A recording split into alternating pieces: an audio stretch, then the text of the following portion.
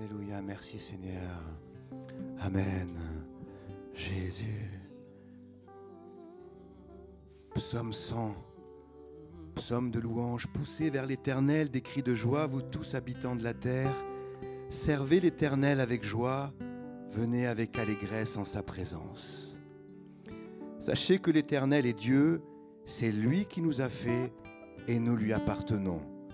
Nous sommes son peuple et le troupeau de son pâturage. Entrez dans ses portes avec des louanges, dans ses parvis avec des cantiques. Célébrez-le, bénissez son nom, car l'Éternel est bon, sa bonté dure toujours et sa fidélité de génération en génération. Alléluia. Amen. Entrez dans ses portes avec des louanges, dans ses parvis avec des cantiques. Notre Dieu n'est pas un Dieu lointain, n'est pas un Dieu distant. Il est vivant, il est puissant, il est bon et il est à nos côtés. Il est toujours avec nous, il ne nous abandonne jamais. Amen. Il est le Dieu fidèle, il ne change jamais. Il est le roi des rois. Réalise le peuple de Dieu ce matin, le Seigneur des seigneurs, notre Sauveur, qui a donné sa vie sur la croix pour toi, pour moi. Il est le Dieu qui siège au milieu de nos louanges. Et sa présence vient transformer nos vies. Amen. Alors louons-le ce matin. Alléluia. Que les murs tremblent au son de nos louanges, alors que nos voix s'unissent à celles des anges. Répands sur nous ton esprit, ta puissance, ô Jésus. Que les murs tremblent au son de nos louanges, alors que nos voix s'unissent à celles des anges. Répands sur nous ton esprit, ta puissance, ô Jésus. Reprenons, que les murs tremblent. Que les murs tremblent au son de nos louanges, alors que nos voix s'unissent à celles des anges. Répands sur nous ton esprit, ta puissance, ô Jésus. Que ton nom résonne, que ton nom résonne dans ce lieu, que ton nom résonne, que ton nom résonne dans ce lieu, Jésus. Que ton nom résonne dans ce lieu. Que ton nom résonne dans ce lieu. Que ton nom résonne, Seigneur Jésus. Loue ton Dieu ce matin, peuple de Dieu. Que notre louange monte comme un parfum de bonne odeur. Jésus, que ton nom résonne dans ce lieu. Que les murs tremblent au son de nos louanges, alors que nos voix s'unissent à celles des anges. Répands sur nous ton esprit, ta puissance, ô Jésus. Que les murs tremblent, que les murs tremblent au son de nos louanges, alors que nos voix s'unissent à celles des anges. Répands sur nous ton esprit, ta puissance, ô Jésus. Jésus, nous chantons ton nom en ce lieu. Oui, nous invoquons ton nom en ce lieu. Nous le proclamons. En ce lieu, tu es Seigneur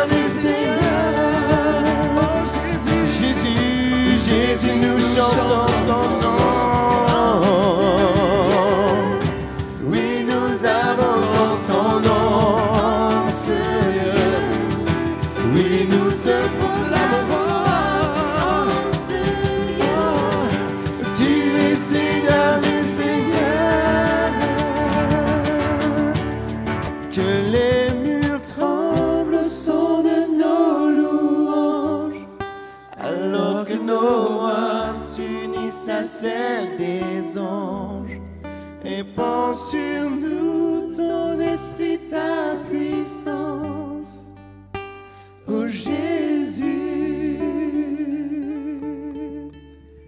que les murs tremblent au son de nos louanges, alors que nos voix s'unissent à celles.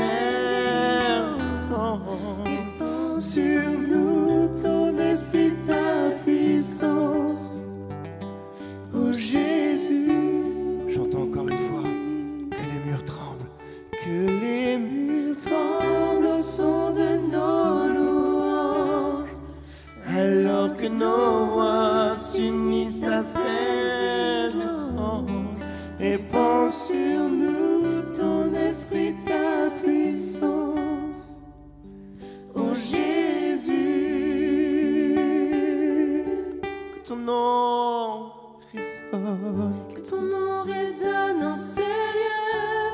que ton nom résonne, Que ton nom résonne en ce lieu. que ton nom résonne en ce lieu. Que ton nom résonne en ce lieu. Jésus, Jésus, que ton nom résonne en ce lieu. peuple de Dieu, lève les mains pour l'adorer. Peuple de Dieu, ouvre ta bouche, Dieu veut parler. Dieu a une armée qui se lève pour lui obéir. Dieu a une armée qui se lève Pour le servir. peuple de Dieu, lève les mains pour l'adorer. Dieu, ouvre ta bouche. Dieu veut parler. C'est l'Esprit de Dieu qui l'amène, qui mène ses pas, C'est l'Esprit de Dieu qui l'entraîne. l'entraîne au combat. Peuple de Dieu, lève les mains pour l'adorer. Peuple de Dieu, ouvre Ta bouche, Dieu veut parler. À l'agneau de Dieu, à l'agneau de Dieu, soit la gloire dans les lieux très hauts. À l'agneau de Dieu, la victoire, vive notre héros. Peuple de Dieu, lève les mains pour l'adorer. Peuple de Dieu, ouvre ta bouche. Reprenons à l'agneau de Dieu. À l'agneau de Dieu, soit la gloire dans les lieux très hauts. À l'agneau de Dieu, la victoire, vive notre héros. Peuple de Dieu, lève les mains pour l'adorer. Peuple de Dieu, ouvre ta bouche, Dieu veut parler. peuple de Dieu, lève les mains pour l'adorer. Peuple de Dieu, ouvre ta bouche, Dieu veut parler. Peuple de Dieu, lève les mains pour l'adorer. Peuple de Dieu, ouvre ta bouche. Dieu veut parler. Amen. Alléluia. Aujourd'hui, que rien ne retienne nos voix. Et même si parfois les circonstances sont difficiles, notre Dieu reste grand. Même si nos forces faiblissent, son amour est infini. Il renouvelle nos forces pendant la marche, comme le dit ce verset de la Bible. Mais ceux qui se confient en l'Éternel renouvellent leur force. Ils prennent le vol comme les aigles, ils courent et ne se lassent point, ils marchent et ne se fatiguent pas. Alors, peuple de Dieu, rappelle-toi que la force ne vient pas de tes efforts, elle vient de la grâce de Dieu. Et plus nous levons nos yeux vers lui, et plus il nous renouvelle. Il renouvelle nos forces, il renouvelle notre être entier. Alléluia. Nous avions à cœur de chanter avec vous ce chant qui dit « Je suis dans la joie ». Réalise cette joie parfaite en Jésus. Il n'y a pas d'autre joie que celle de notre Seigneur Jésus. Il t'a sauvé. Tu es un enfant de Dieu. Réalise-le ce matin et chante. Chantons ensemble. Je chanterai de tout cœur les merveilles de mon Sauveur Jésus. Il m'a ôté des ténèbres, il m'a délivré de tout péché. Alléluia. Alors, peuple de Dieu, chante de tout ton cœur. Je chanterai de tout cœur les merveilles de mon Sauveur Jésus. Il m'a ôté des ténèbres. Regarde à Jésus ce matin, il est ta joie. Je chanterai de tout cœur les merveilles de mon Sauveur Jésus. Il m'a ôté des ténèbres, il m'a délivré de tout. Mon Sauveur est fidèle, mon Sauveur est fidèle. Il ne m'abandonne jamais. Je n'ai plus rien à craindre, car Jésus m'a libéré. Je suis dans la joie, je suis dans la joie, une joie immense, bien plus qu'une émotion, car Jésus m'a libéré. Je suis dans la joie, une joie immense, bien plus qu'une émotion, car Jésus m'a libéré. Je chanterai de tout cœur les merveilles de mon Sauveur Jésus. Il m'a ôté des ténèbres, il m'a délivré. Alléluia. Je chanterai de tout cœur Les merveilles de mon Sauveur Jésus. Il m'a ôté des ténèbres, il m'a délivré de tout péché. Mon Sauveur est fidèle, il ne m'abandonne jamais. Je n'ai plus rien à craindre. Car Jésus Chantons, m'a je suis libéré. dans la joie. Je suis dans la joie. Une joie immense, bien plus qu'une émotion, car Jésus m'a libéré. Je suis dans la joie. Une joie immense, Bien plus qu'une émotion, car Jésus m'a libéré, car Jésus m'a libéré, car Jésus m'a libéré. Amen, alléluia. Nous proclamons la grandeur, la puissance de notre Seigneur ce matin. Alléluia.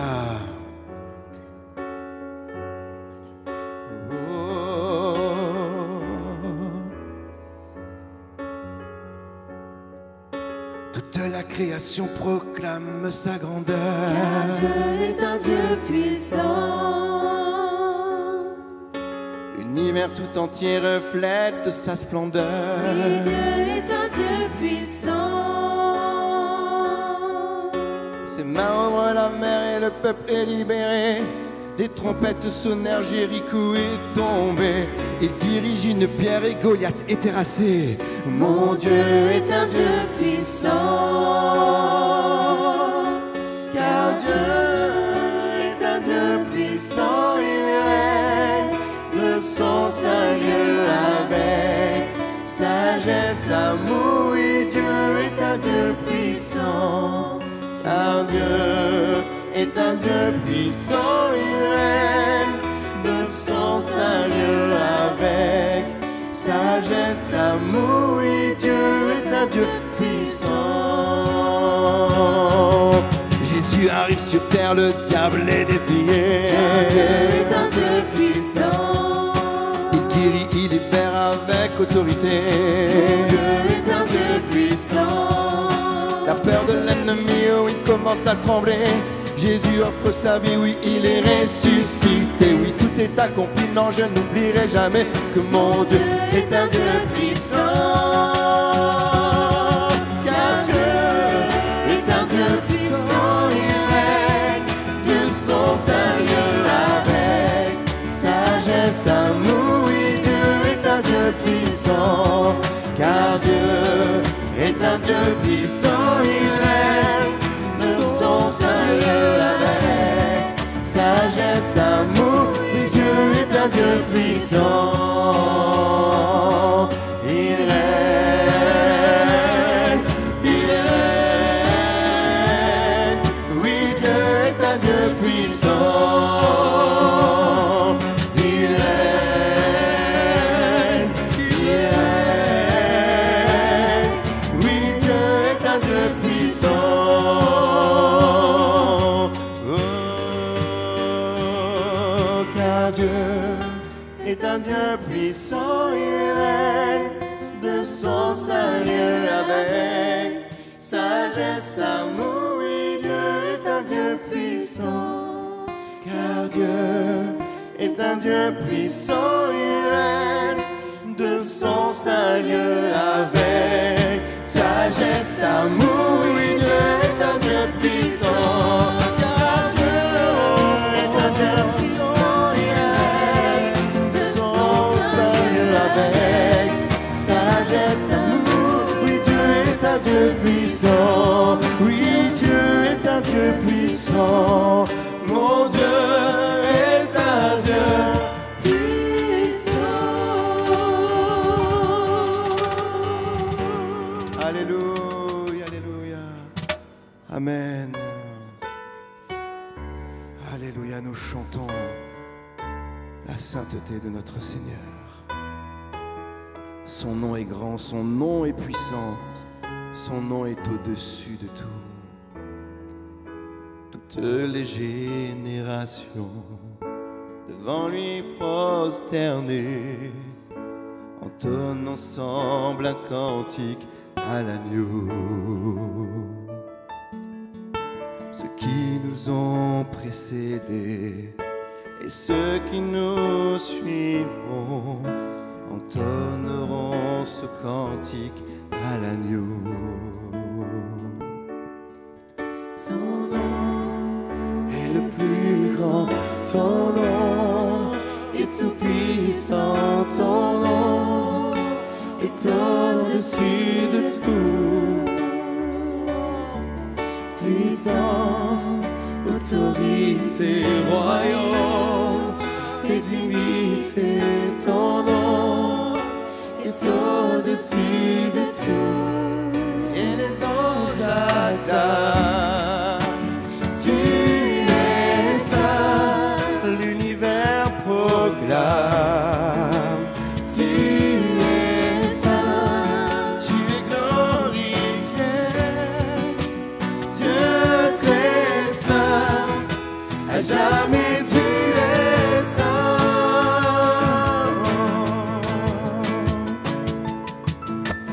Vous qui l'a pardonné, vous qui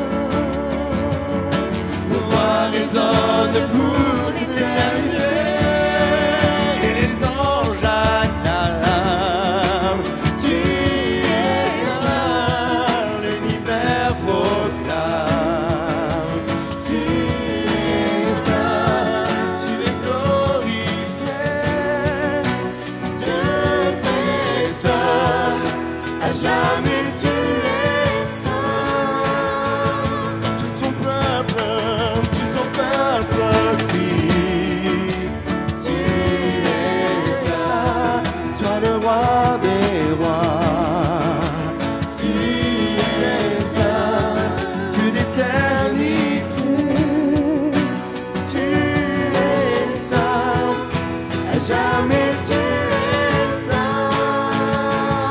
Nous chantons ton nom. Ton nom est le plus grand, ton nom est tout puissant, ton nom est au-dessus de tout. Puissance, autorité, royaume et dignité, ton nom est au-dessus de tout. Ton nom, Seigneur, ton nom est le plus grand, ton nom est tout puissant, ton nom est au-dessus de tout. Puissance, autorité, royaume et dignité, ton nom est au-dessus de tout. Et les anges acclament, tu es saint, l'univers proclame, tu es saint, tu es glorifié, Dieu t'es saint, à jamais tu es saint. Tout ton peuple crie, tu es saint, toi le roi des rois, tu es saint, Dieu d'éternité, tu es saint, à jamais tu es saint, Dieu d'éternité, tu es saint, à jamais tu es saint, Dieu d'éternité, tu es saint, à jamais tu es saint, Dieu d'éternité, tu es saint, à jamais tu es saint. Tu es là, présent parmi nous. Je t'adore, je t'adore. Tu es là, agissant parmi nous. Je t'adore, je t'adore. Tu es là, présent parmi nous. Je t'adore, je t'adore. Tu es là, agissant parmi nous. Je t'adore, je t'adore. Tu fais un chemin au Père des miracles. Tu tiens tes promesses, lumière dans les ténèbres. Mon Dieu, c'est ce que tu es. Tu ferais un chemin au Père des miracles. Tu tiens tes promesses, lumière dans les ténèbres. Mon Dieu, c'est ce que tu es. Tu es là, présent parmi nous. Je t'adore, tu es là, transformant nos vies. Je t'adore, je t'adore. Tu fais un chemin au Père des miracles. Tu tiens tes promesses, lumière dans les ténèbres. Mon Dieu, c'est ce que tu es. Oh, tu fais un chemin au Père des miracles. Tu tiens tes promesses, lumière dans les ténèbres. Mon Dieu, c'est ce que tu es. Pour ce que tu es, pour ce que tu es, pour ce que tu es, pour ce que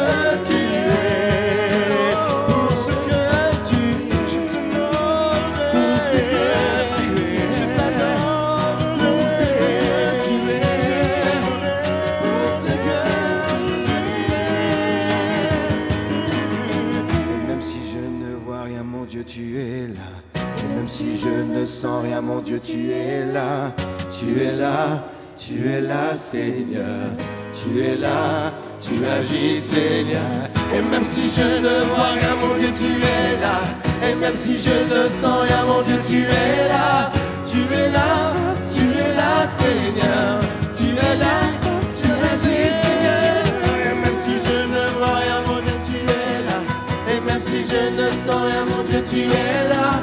Tu es là, tu es là, Seigneur. Tu es là, tu agis, Seigneur. Et même si je ne vois rien, mon Dieu, tu es là. Et même si je ne sens rien, mon Dieu, tu es là. Tu es là, tu es là, je t'adore. Tu es là, présent parmi nous. Je t'adore, je t'adore. Tu es là, agissant parmi nous. Je t'adore, je t'adore. Tu es là, présent parmi nous. Je t'adore, je t'adore. Tu es là, transformant nos vies. Je t'adore, je t'adore. Amen. Gloire au Seigneur. Bienvenue à vous tous pour louer le Seigneur ce matin. Le moment pour nous d'ouvrir le Saint-Livre est arrivé. Je vous propose une lecture dans le livre du prophète Jonas, au chapitre 3. Nous allons lire au verset 1 et nous lirons ensuite quelques versets dans le chapitre 4. Quelques versets dans le chapitre 3 et le verset 4. Jonas. C'est dans l'Ancien Testament, il y a les petits prophètes. Enfin, petits parce que leur livre n'est pas très épais, mais c'était de grands prophètes, des hommes de Dieu qui apportaient le conseil du Seigneur, et ça, c'est quelque chose de formidable. Donc, nous sommes devant cette parole que nous lisons avec un profond respect. La parole de l'Éternel fut adressée à Jonas une seconde fois en ces mots. « Lève-toi, va à Ninive, la grande ville, et proclame-y la publication que je t'ordonne. » Et Jonas se leva et alla à Ninive, selon la parole de l'Éternel. Or Ninive était une très grande ville de 3 jours de marche. Jonas fit d'abord dans la ville 1 journée de marche. Il criait et disait « Encore 40 jours et Ninive est détruite ». Les gens de Ninive crurent à Dieu, ils publièrent un jeûne et se revêtirent de sacs depuis les plus grands jusqu'aux plus petits. Au verset 10, Dieu vit qu'ils agissaient ainsi et qu'ils revenaient de leur mauvaise voie. Alors Dieu se repentit du mal qu'il avait résolu de leur faire, et il ne le fit pas. Jusque-là, on comprend la grâce que le Seigneur accorde. Et puis il y a la suite. Cela déplut fort à Jonas, et il fut irrité. J'arrive pas trop à comprendre, mais on y revient. Il implora l'Éternel et il dit « Ah, Éternel, n'est-ce pas ce que je disais quand j'étais encore dans mon pays? C'est ce que je voulais prévenir en fuyant à Tarsis, car je savais que tu es un Dieu compatissant et miséricordieux, lent à la colère et riche en bonté, et qui te repent du mal. Maintenant, Éternel, prends-moi donc la vie, car la mort m'est préférable à la vie. L'Éternel répondit, « Fais-tu bien de t'irriter ? Et Jonas sortit de la ville et s'assit à l'orient de la ville. Là, il se fit une cabane et s'y tint à l'ombre jusqu'à ce qu'il vit ce qui arriverait dans la ville. L'Éternel Dieu fit croître un ricin qui s'éleva au-dessus de Jonas pour donner de l'ombre sur sa tête et pour lui ôter son irritation. Jonas éprouva une grande joie à cause de ce ricin. Mais le lendemain, à l'aurore, Dieu fit venir un ver qui piqua le ricin et le ricin sécha. Au lever du soleil, Dieu fit souffler un vent chaud d'Orient et le soleil frappa la tête de Jonas au point qu'il tomba en défaillance. Il demanda la mort et dit: la mort m'est préférable à la vie. Dieu dit à Jonas: fais-tu bien de t'irriter à cause du ricin? Il répondit: je fais bien de m'irriter jusqu'à la mort. Et l'Éternel dit: tu as pitié du ricin qui ne t'a coûté aucune peine et que tu n'as pas fait croître, qui est né dans une nuit et qui a péri dans une nuit. Et moi, je n'aurai pas pitié de Ninive, la grande ville dans laquelle se trouvent plus de 120 000 hommes qui ne savent pas distinguer leur droite de leur gauche et des animaux en grand nombre. Amen. C'est vrai qu'on aimerait qu'il y ait la suite, hein? Vous n'êtes pas d'accord avec moi? Pourquoi tu t'es arrêté là, Seigneur? Bon, le livre de Jonas, c'est un livre qui est vraiment, qui contient une histoire vraiment émouvante, quelque chose de vraiment parlant. C'est le livre qui raconte le plus grand réveil spirituel du monde païen, puisque la ville de Ninive était une ville de 3 jours de marche. Et Dieu dit: il y a plus de 120 000 hommes, s'il compte que les hommes, imaginez le nombre de personnes qu'il y avait dans cette ville, des gens qui ne savaient pas distinguer leur droite de leur gauche. Et Dieu a envoyé son serviteur Jonas, prophète de l'Éternel, pour leur annoncer que Dieu était décidé à détruire cette ville à cause de son péché. On en parlera un petit peu dans quelques instants. Et le miracle se produit. Je trouve ça extraordinaire. Il réalise la grâce de Dieu en entendant le message de Jonas. Si, au lieu de passer du temps à chercher ce que je vais vous dire chaque dimanche, je venais en vous disant « encore un peu de temps et le jugement va tomber sur vous », vous allez me dire « écoutez, on va se trouver quelqu'un d'autre pour nous annoncer la parole de Dieu ».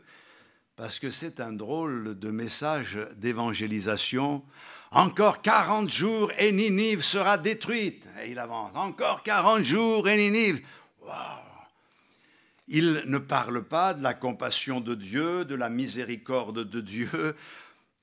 Et chose extraordinaire, tous ces gens-là réalisent, en entendant ce message, que Dieu les avertit parce qu'il les aime, et qu'il y a pour eux une possibilité d'être sauvés. Belle déduction. Je pense que l'Esprit de Dieu agissait à ce moment-là, et avec un message tout simple, des centaines de milliers de personnes se repentent, et le Seigneur, lui, se repent du mal qu'il voulait leur faire.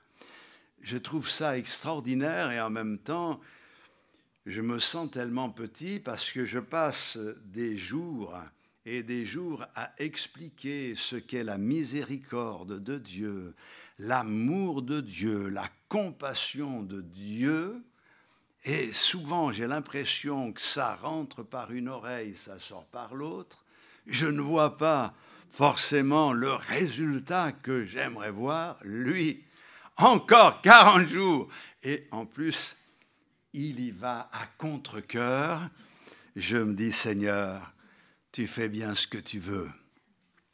Et c'est pour cette raison qu'il nous faut beaucoup d'humilité, parce que ce ne sont pas nos discours et ce ne sont pas nos personnes qui sont à l'origine de l'œuvre qui s'accomplit dans votre vie. C'est vraiment la grâce de notre Seigneur. Et nous avons un Seigneur qui est plein de miséricorde et de bonté. Mais quand l'homme de Dieu voit que tous ces pécheurs sont en train de se convertir, il s'oppose aux agissements de Dieu et il dit « Mais je savais que ça allait être comme ça. D'ailleurs, pour prévenir ça, je voulais partir à Tarsis et tu n'as pas permis que je parte, Seigneur. Je savais que ça se finirait comme cela. » Il est en colère. Il n'est pas content, le prophète de Dieu. Il est quand même un peu bizarre, hein? Il n'est pas content. Jonas fuit la compassion de Dieu, il s'irrite, il se fâche, au point qu'à 2 reprises, Dieu lui dit « Est-ce que c'est bon que tu t'irrites de la sorte ?» Essaye un petit peu de réfléchir.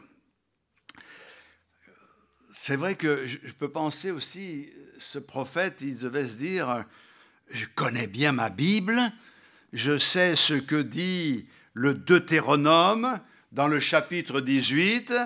Si un prophète annonce quelque chose et que la chose n'arrive pas, c'est un faux prophète. » Je ne sais pas, il y a peut-être eu ce combat dans son cœur. Il s'est dit, mais à quoi ça a servi que pendant 3 jours je prêche cette parole-là dans Ninive pour, en fin de compte, voir que ça n'arrivera jamais? Mais il faut, quand on prend la parole de Dieu, la prendre dans son entier, totalement. Et quelquefois, on tire des conclusions parce qu'on tire un texte de son contexte. Effectivement, la Bible dit qu'un prophète annonce quelque chose qui n'arrive pas, c'est un faux prophète. Bon, c'est un peu plus compliqué que cela. Mais ce que la Bible dit, et particulièrement dans Jérémie, que si une nation sur laquelle j'ai parlé, dit le Seigneur, revient de sa méchanceté, se repent de ses péchés, je me repens du mal que j'avais pensé lui faire. Ce qui veut dire que le Seigneur annonce ce qu'il va faire, mais en annonçant cela, il place les personnes devant leurs responsabilités pour que ces personnes puissent réagir, avoir le temps de mettre leur vie en règle devant Dieu, et Dieu se repent du mal qu'il voulait faire. Et je crois que ça, c'est la grandeur de la miséricorde de Dieu. Ça concerne les perdus, mais ça nous concerne aussi, et c'est pour cette raison, quand nous prenons la Sainte Seine, il est dit que chacun s'éprouve soi-même. Jamais dans la Bible, il n'est dit, si ça ne va pas dans ta vie, ne prends pas la Sainte Seine, parce que ce serait une erreur. Parce que certains pensent qu'en ne prenant pas la Sainte Seine, ils ont réglé leurs problèmes, mais ils ne règlent rien du tout. Mais le Seigneur dit, rentre en toi-même, examine-toi toi-même, règle ton problème avec Dieu, et Dieu ne te jugera pas, au contraire, il te pardonne, et toi tu pourras sortir de ce moment grandi. Ça, c'est la grâce de Dieu. Mais on va revenir sur ce texte. Le problème de Jonas, c'est qu'il a une très mauvaise conception du péché.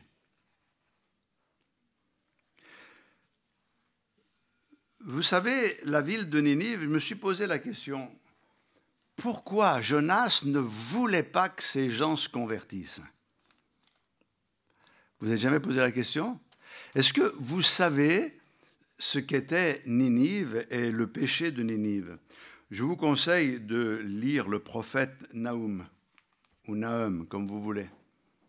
Pourquoi? Parce que le prophète Nahum, c'est l'oracle sur Ninive. C'est un livre qu'a écrit ce prophète. Et quand il parle de Ninive, par exemple au chapitre 3, il dit ceci: « Malheur à la ville sanguinaire, pleine de mensonges, pleine de violence, et qui ne cesse de se livrer à la rapine. » Ce qui veut dire que cette ville était une ville sanguinaire, régnait dans cette ville le mensonge, il y avait dans cette ville la violence, il y avait la prostitution, un peu plus loin il en est question, la rapine, il y avait toutes sortes de choses mauvaises. Bon, on ne va pas s'étonner de ce qui se passe à Ninive, parce que si on ouvre les yeux, on se rend compte que ce qui se passait à Ninive, c'est ce qui se passe aujourd'hui dans ce monde. Nous sommes dans un monde de plus en plus sanguinaire. Nous sommes dans un monde de plus en plus violent. Nous sommes dans un monde où les gens sont de plus en plus fourbes. Les gens sont vraiment menteurs. Les enfants sont rebelles à leurs parents. Il n'y a plus de respect de rien du tout dans ce monde.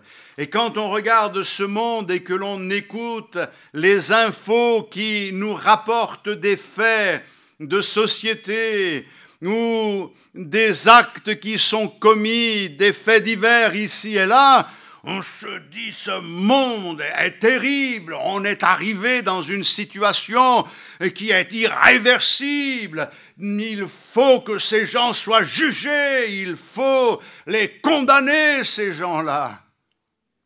Il faut les jeter en prison, il faut les mettre à mort, je ne sais pas. Alors bien sûr que la justice s'exerce, c'est un fait, il faut qu'elle s'exerce. Il y a un verset qui m'a toujours marqué dans le livre du prophète Ésaïe, je ne vous donne pas la référence, elle m'échappe, mais je me souviens du verset. Il est dit, et parlant de la période dans laquelle nous sommes, parce qu'une sentence ne s'exerce pas contre les fils de l'homme, le cœur des fils de l'homme s'endurcisse au mal. Et nous sommes dans une société où, justement, il n'y a plus de justice selon Dieu. Mais ceci étant dit, on comprend que parce que la justice ne s'exerce pas, le cœur s'endurcit davantage. Et le mal est de plus en plus grand. Et on est dans cette société-là, n'est pas là pour avoir des positions particulières, c'est simplement un constat. La ville de Ninive était une ville épouvantable. Et il y avait dans cette ville des choses horribles qui se produisaient. On parle du péché, de la mauvaise conception du péché. Là, c'est facile de dire Ninive est une ville pécheresse. On est tous d'accord. Mais là où je voudrais que nous en venions, c'est que le livre de Jonas commence par la faute de Jonas, qui refuse d'aller là où Dieu l'envoie, et qui se termine par la faute de Jonas, qui conteste la façon d'agir de Dieu. Et là, on comprend que si c'est facile de juger Ninive pour son péché, il est un peu plus difficile de juger Jonas parce qu'il est prophète de Dieu.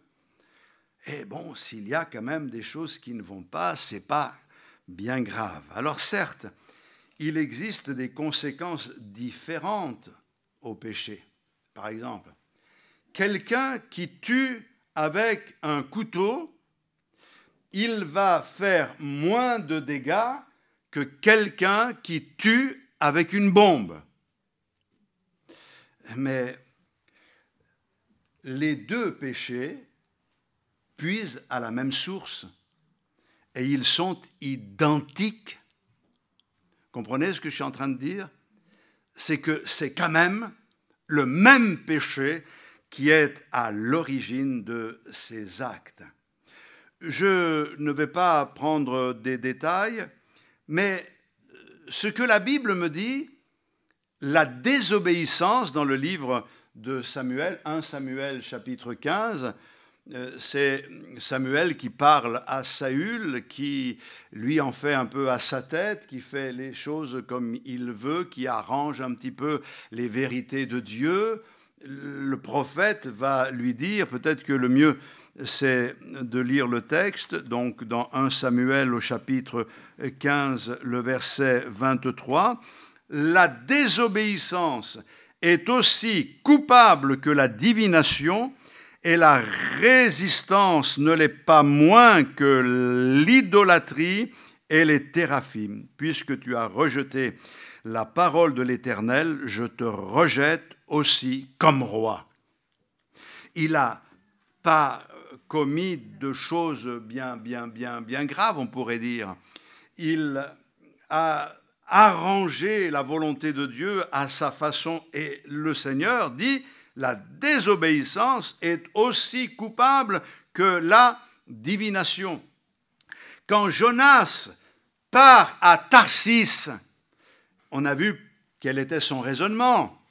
Il veut fuir parce qu'il sait comment ça va se passer. Il sait que Dieu va pardonner. Dieu lui dit: va à Ninive, la grande, et dis-leur ce que je t'ordonnerai de dire. Mais lui, au lieu de partir, annoncer la parole de Dieu, il décide d'aller faire une croisière.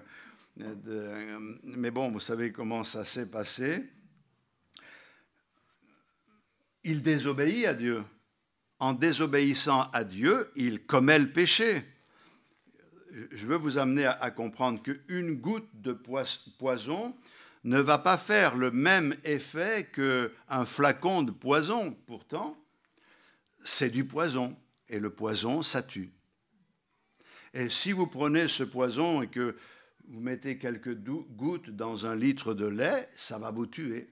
Pourtant, vous aurez eu l'impression de boire du lait. On voit que le péché, c'est quelque chose de grave. Mais Jonas, lui, quand il désobéit à Dieu, il ne voit pas le problème du péché chez lui. Lui, il voit le péché de Ninive. Ce qui est un péché, c'est ce que fait Ninive. Moi, je suis prophète de Dieu. Je pense être suffisamment clair pour vous permettre de comprendre ce qui se passe ici. C'est exactement ce qui se passe aussi avec le roi David. David, lui, a été un homme de Dieu selon le cœur de Dieu, mais à un moment donné, il a déraillé vraiment, quoi. Il a volé la femme d'Uri, et puis ensuite, il s'est arrangé pour faire mourir son mari. Et quand même, c'est allé loin. Et il se passe quelque chose de particulier. Dieu va lui envoyer un prophète. Et je pense que c'est bien que nous lisions les versets de ce qui se passe dans le chapitre 12 de 2 Samuel. L'Éternel envoya Nathan vers David, et Nathan vint à lui et lui dit: il y avait dans une ville 2 hommes, l'un riche et l'autre pauvre. Le riche avait des brebis et des bœufs en très grand nombre. Le pauvre n'avait rien du tout qu'une petite brebis qu'il avait achetée. Il la nourrissait.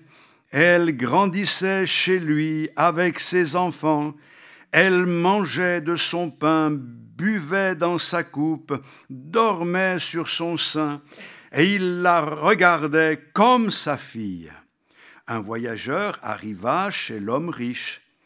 Et le riche n'a pas voulu toucher à ses brebis ou à ses bœufs pour préparer un repas aux voyageurs qui étaient venus chez lui. Il a pris la brebis du pauvre et l'a apprêtée pour l'homme qui était venu chez lui.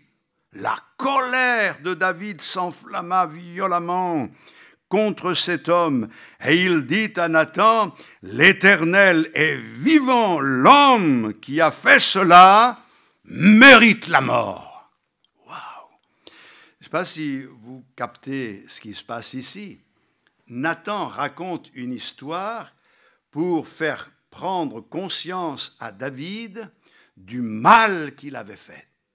Car en réalité, ce pauvre berger qui n'avait qu'une brebis, c'était Uri. Lui, c'est le riche qui a de quoi faire, il a beaucoup de choses devant lui.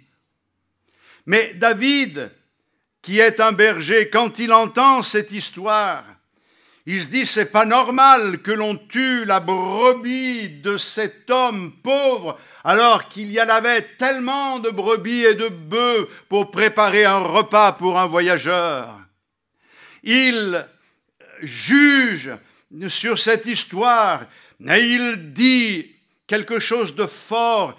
Il dit, cet homme riche mérite la mort. Et Nathan va lui dire, cet homme-là, c'est toi. L'apôtre Pierre se vantait d'être meilleur que les autres. Quand tous t'abandonneraient, moi, je ne t'abandonnerai jamais. Je ne te renierai jamais. Il est le seul qui l'a renié 3 fois. Et vous savez comment le Seigneur va lui parler quand il le retrouve après la résurrection au bord du lac. Pierre, m'aimes-tu plus que ne m'aime ceci à 3 reprises? Il comprend, Pierre, tu sais toutes choses. Tu sais ce que je sais. Mais tu sais aussi que je t'aime. Il avoue sa transgression et il comprend la grâce de Dieu pour lui. Alléluia. Je crois que ce matin, il est bon que nous remettions les choses à leur juste place. Nous savons ce que c'est que le péché, c'est la rébellion à Dieu, c'est faire les choses qui sont contraires à la volonté du Seigneur. Mais le péché, c'est aussi l'acte qui rate le but, c'est l'étymologie. C'est pas aller dans la volonté de Dieu. Le péché, c'est savoir ce qui est bien et ne pas le faire. Le péché, c'est de contredire les dires du Seigneur, c'est de chercher des excuses pour faire les choses selon ce qui nous plaît. Et nous devons comprendre que quand on est engagé avec le Seigneur, l'essence même de notre engagement, de notre service pour Dieu, c'est l'amour de Dieu. Et ce que Dieu cherche au sein de son peuple, ce sont des hommes et des femmes qui aime Dieu, qu'il aime par-dessus tout et qu'il aime d'une manière sincère et profonde. Je crois qu'il est important que nous réalisions ce matin que Dieu ne regarde pas ce que l'on fait, Dieu regarde avant tout ce que l'on est. Et ce que l'on est plus important que tout ce que nous pouvons faire, que tout ce que nous pouvons dire. Être ou ne pas être, telle est la question. Mais ce n'est pas Shakespeare qui nous intéresse ce matin. Ce qui m'inspire, c'est le livre de Dieu. Car ce que Dieu veut, c'est toi, c'est ton cœur. Et il veut t'amener à une obéissance parfaite à sa parole. Il veut t'amener à réaliser que le péché n'a plus de place dans ta vie, parce que celui qui t'a lavé dans son sang a accompli une œuvre extraordinaire à la croix, mais aussi dans ton cœur. Et que la parole de Dieu déclare que celui qui est né de Dieu ne pêche plus, ne pratique plus le péché. Nous sommes tous des pécheurs et il y a des failles dans nos vies. J'ai lu le texte tout à l'heure qui montre le combat qui existe dans nos cœurs. Mais ce que nous devons comprendre, c'est qu'il y a péché et le péché volontaire dans lequel on s'installe et le fait que l'on considère le péché chez les autres en disant « il mérite la mort », mais que l'on ne voit pas le péché qui est en nous, alors que c'est le même poison qui agit dans nos membres. Et c'est pour cette raison que Dieu, regardant au cœur de Jonas, il veut y trouver de l'amour, son amour. Il est son serviteur, ce serviteur qui annonce sa parole. Mais le Seigneur veut trouver son amour dans le cœur de son serviteur. Il n'y a là qu'un serviteur qui annonce la parole parce qu'il faut l'annoncer. C'est comme s'il disait à Dieu, tu m'envoies, j'y vais, mais moi je ne suis pas d'accord avec toi. Il y a une contradiction entre ce qu'il va professer, annoncer, les oracles qu'il va dire et ce qu'il vit dans son cœur. Mes frères et sœurs, ça concerne le serviteur de Dieu, ça me concerne, je me mets devant la parole de Dieu, je me remets en question, je dois le faire, mais ça nous concerne tous. Et Dieu regarde à notre cœur, parce que ce que Dieu veut, c'est voir un cœur qui ressemble au cœur de Dieu. Pourtant, vous remarquerez que Jonas a de Dieu une image exacte. Il connaît son Dieu. Il lui dit ceci: car je savais que tu es un Dieu compatissant et miséricordieux, lent à la colère, riche en bonté, et que tu te repens du mal. Oh, maintenant, Éternel, prends-moi donc la vie, car la mort m'est préférable à la vie. C'est incroyable quand même, le contraste qui est là. Vous êtes devant ce texte, vous aussi. Il confesse qui est Dieu. Il confesse que Dieu est miséricordieux, compatissant, lent à la colère, riche en bonté. Vous méditerez ça à la maison et vous aurez une image remarquable de notre Seigneur. Il a une pensée juste de Dieu, mais il n'a pas compris que Dieu veut trouver cette image, cet amour dans le cœur de Jonas. Notre but, c'est de ressembler à Christ. Paul disait qu'il n'a pas atteint le but, mais ce qu'il disait, c'est qu'il voulait gagner Christ et la puissance de la résurrection. Il a dans son cœur un désir de laisser Christ vivre en lui, et nous aussi. Nous devons agir de cette manière-là. Quelquefois, nous sommes découragés parce que les pensées que nous avons et le ressenti qui est le nôtre n'est pas conforme à la vérité. On en parlait, ah non, c'est pas ici, c'est chez les frères Gitans, vendredi soir, je faisais une réunion, on parlait de ces fausses idées, de ce ressenti qui peut être le nôtre. Et on base notre vie, on construit notre vie sur ce que l'on croit être vrai. Mais si nos informations sont fausses, alors on construit sur quelque chose de faux, en croyant construire sur du vrai. Mais le résultat, c'est que la maison, elle ne tiendra pas bon.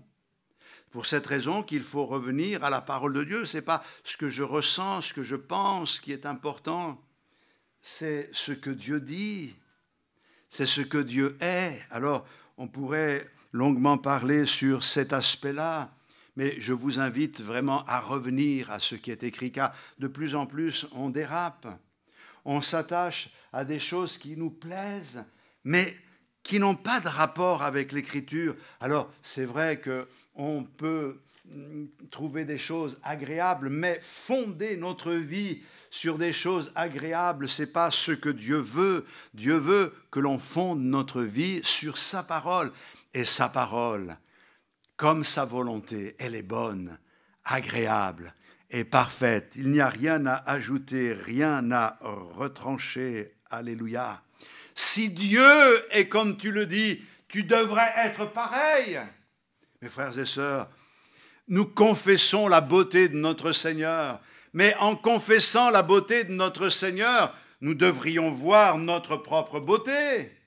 Le Cantique des Cantiques parle de la beauté du bien-aimé, mais parle aussi de la beauté de la bien-aimée.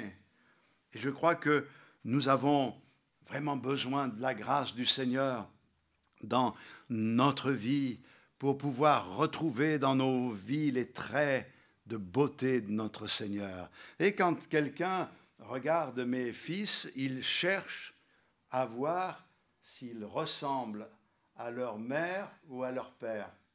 C'est drôle. Pourquoi ils cherchent ça? Ils cherchent à savoir qu'il ressemble à son père, c'est normal. Mais à sa mère aussi. Hein? Et c'est marrant parce qu'on cherche toujours, et des fois, on n'a même pas besoin, que la personne nous dise de qui elle est le fils ou la fille. On dit, ah, on le voit. Il y a quelque chose qui fait qu'on retrouve les traits de la personne. Vous ne pensez pas, tu sais, quelquefois on se dit, ah, ils ont dit que mon fils me ressemblait. Ah, ça fait plaisir, hein. Ah là là, une certaine fierté, non? Pas mal placé, hein. Simplement de se reconnaître là, chez celui que l'on a engendré. Mais je me dis, mais vous ne croyez pas que le Seigneur, quand il nous regarde, il aimerait trouver des traits de caractère qui sont les siens, des traits de beauté? Est-ce que vous ne pensez pas que le Seigneur qui nous envoie dans ce monde aimerait que les gens du monde en arrivent à dire, mais eux, on les reconnaît, ils sont à Jésus-Christ, ce serait formidable. Et c'est pour cette raison que nous avons besoin de la grâce du Seigneur. Mais le Seigneur va donner une leçon à l'homme de Dieu. Il a besoin d'une leçon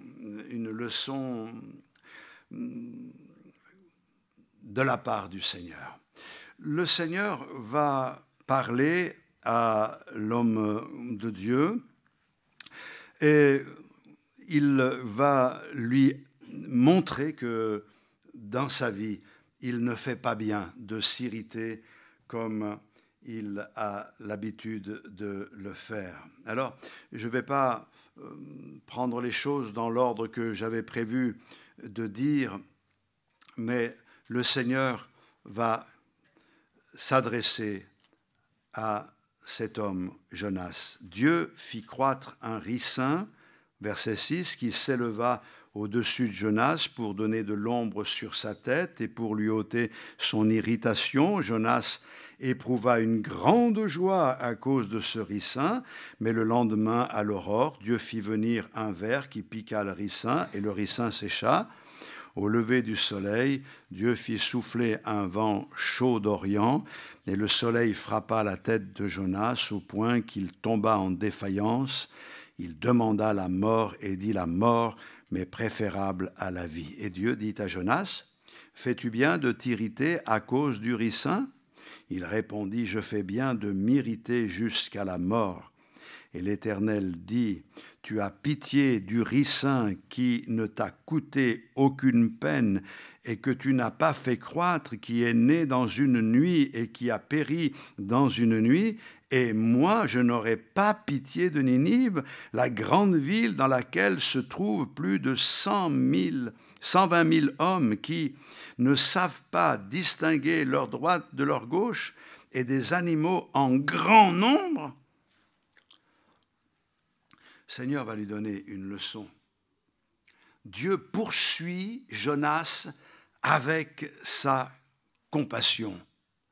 Dieu va essayer d'amener Jonas à réaliser l'importance qui est la sienne, de ressembler au Dieu qu'il connaît, au Dieu qu'il prêche. Comment ça s'est passé? Dieu a vu que Jonas ne bronchait pas dans son cœur, il était toujours dans la même position au moment de partir à Tarsis et maintenant, donc il va passer à la vitesse supérieure et il va utiliser une autre technique. La Bible nous dit que Dieu va utiliser la technique du ricin, du ver et du vent. C'est une technique infaillible. Il s'est retiré à part pour voir ce qui allait se passer.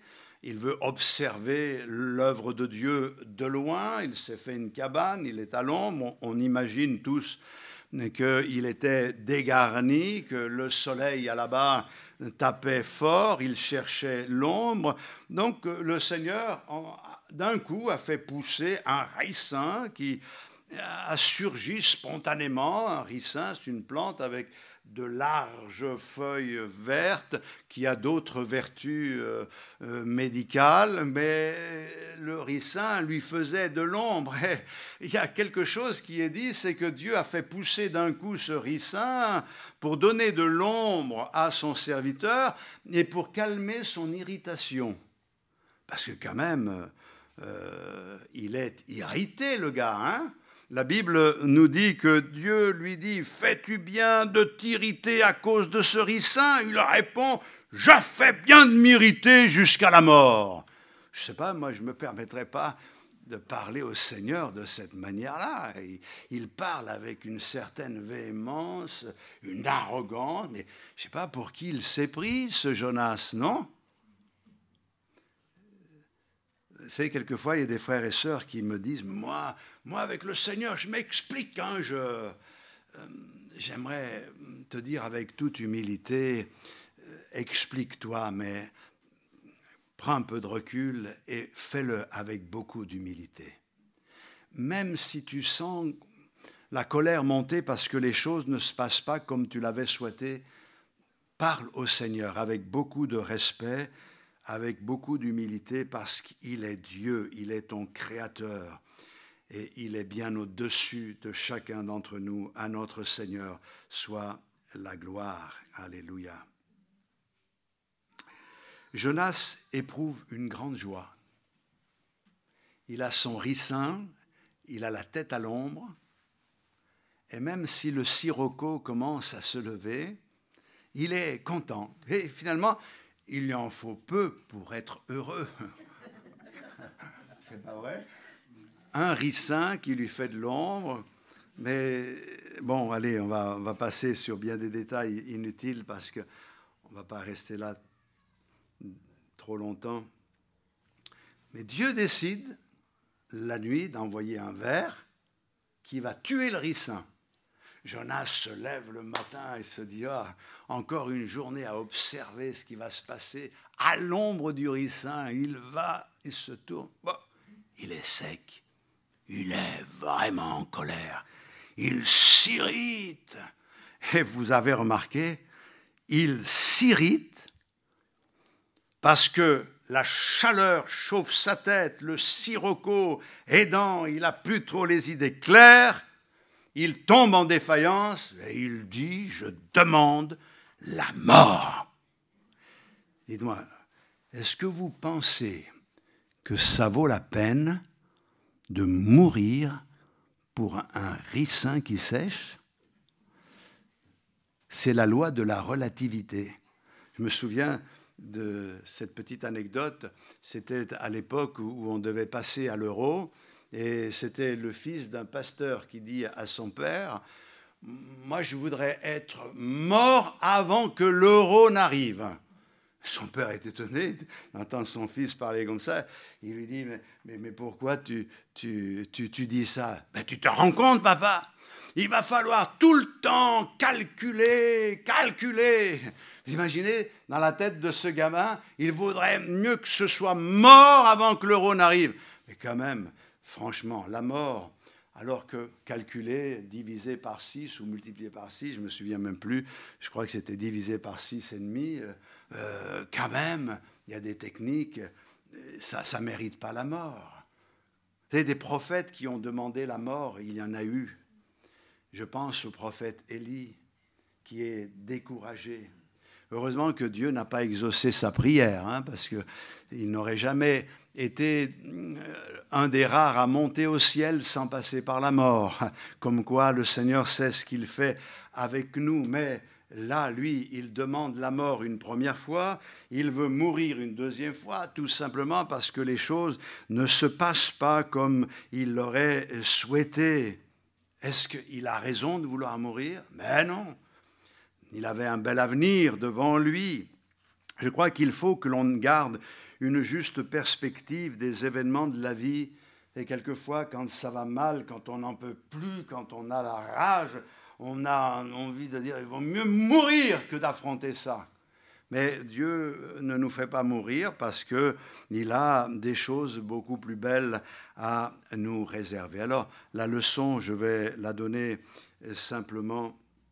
Le Seigneur va expliquer à l'homme de Dieu quelque chose de très simple. Le Seigneur va dire à l'homme de Dieu, tu as de la peine et tu t'irrites pour une plante pour laquelle tu n'as donné aucun travail.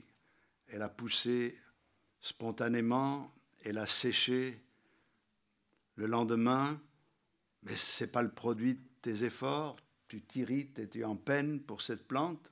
Et alors que moi je regarde cette ville où il y a plus de 120 000 hommes qui ne savent pas distinguer leur droite de leur gauche, et je n'aurais pas, moi, de la miséricorde pour ces gens que j'ai créés et qui ont besoin d'être éclairés, qui ont besoin d'être mis sur les rails dans la bonne direction. Il parle à l'homme de Dieu de cette manière-là. Mais ce qui nous manque, ce que je disais tout à l'heure, qu'est-ce qu'il a fait? Est-ce qu'il a écouté le Seigneur? Mais si ce n'est pas dit, c'est pour que nous puissions comprendre que si nous ne savons pas ce qu'il a fait, Dieu dit, toi, que vas-tu faire? Ce n'est pas tellement ce qu'il a fait qui est important, c'est ce que nous allons faire. Quand nous voyons cette multitude qui se perd, quels sont les sentiments dans notre cœur? Sommes-nous indifférents au point de penser bien qu'ils aillent tous en enfer? Ou alors que le Seigneur les sauve et qu'il envoie qui il veut? Non, mes frères et sœurs, soyons pressés par l'amour de Dieu au point de dire, comme l'apôtre Paul, l'amour de Dieu me presse pour pouvoir annoncer le beau message de l'Évangile à cette génération perverse et adultère. Car comme je l'ai dit, nous sommes dans un monde de violence et d'iniquité, un monde sale, et pourtant Dieu regarde ce monde et il aime les âmes qui sont dans ce monde. Il y a dans le cœur du Seigneur un désir. Le désir, c'est de les sauver tous. Lorsque j'aurai été élevé sur la croix, j'attirerai tous les hommes à moi. Si nous sommes là, n'étions pas meilleurs que les autres. C'est parce que Dieu nous a fait grâce. Alors au lieu de nous draper de beaux vêtements religieux qui montrent que nous sommes, je ne parle pas de votre extérieur, de notre orgueil religieux, de nous avancer en pensant que Dieu nous a fait grâce, alors nous sommes meilleurs que les autres. Si nous sommes meilleurs, c'est parce que Dieu nous a rendus meilleurs. À notre Seigneur soit toute la gloire. Maintenant, concernant quand même Jonas, moi je pense qu'il a fait le bon choix. Vous savez pourquoi je pense cela? Parce que le Seigneur le prend comme exemple, et je vais terminer là-dessus, puisque dans Matthieu chapitre 12, le verset 40, « Car de même que Jonas fut 3 jours et 3 nuits dans le ventre d'un grand poisson, de même le Fils de l'homme sera 3 jours et 3 nuits dans le sein de la terre. Les hommes de Ninive se lèveront au jour du jugement avec cette génération et la condamneront, parce qu'ils se repentirent à la prédication de Jonas, et voici, il y a ici plus que Jonas. Pour moi, je pense que le Seigneur fait ce lien pour nous parler de la Pâque et nous montrer qu'il a été 3 jours, lui, dans le ventre de la terre, mais qu'il est ressuscité pour annoncer aux hommes le salut. De la même manière, nous aussi, nous avons la possibilité aujourd'hui, sur cette base, de saisir la grâce que Dieu nous a faite et de pouvoir la partager avec d'autres. Mes frères et sœurs, il y a une différence entre haïr le péché et haïr le pécheur. Haïssons le péché. On ne peut pas aimer le péché, mais on peut aimer le pécheur. Et que Dieu fasse de nous des témoins, des évangélistes qui parlent du Seigneur, qui montrent la vérité autour d'eux. Mes frères et sœurs, Dieu veut voir les traits de sa beauté sur nos vies, qu'il en soit ainsi, que nous puissions grandir dans ses voies. À Dieu soit toute la gloire. Amen. Alléluia, gloire à Dieu. Tu es magnifique, Seigneur, et te remercions pour ta fidélité. Seigneur, tu as tellement de patience avec nous. Pardonne-nous parce que nous sommes tellement lents à voir ce qui doit être réformé dans nos vies et tellement prompts à condamner et à juger les autres. Aide-nous dans cet instant à comprendre ta grâce. Permets que, remplis, imprégnés de ton amour, nous puissions aimer même le pire des pécheurs. Et alors qu'il est encore temps, sauve un grand nombre, Seigneur. Ô Seigneur, détourne le pécheur de sa voie de péché. Et je te prie pour les plus jeunes, à cause de l'éducation qui est donnée aujourd'hui, du manque de repères qui sont les leurs. Parle à leur cœur, souffle sur leur vie, qu'il y ait un puissant réveil parmi les enfants, les adolescents, les jeunes, et qu'il y ait un cri qui monte de leur cœur jusqu'à toi. Ce cri, c'est « Fais-nous entendre ta parole ». Nous voulons savoir les choses de Dieu. Nous voulons connaître Jésus-Christ. Seigneur, que nous puissions être là pour répondre à ce réveil de conscience. Qu'il en soit ainsi pour une multitude. Nous te le demandons au nom de Jésus-Christ. Amen. Alléluia, gloire à Dieu. Puissiez-vous, frères et sœurs, prendre le temps de reprendre le texte et de méditer cette parole en vous tenant devant le Seigneur.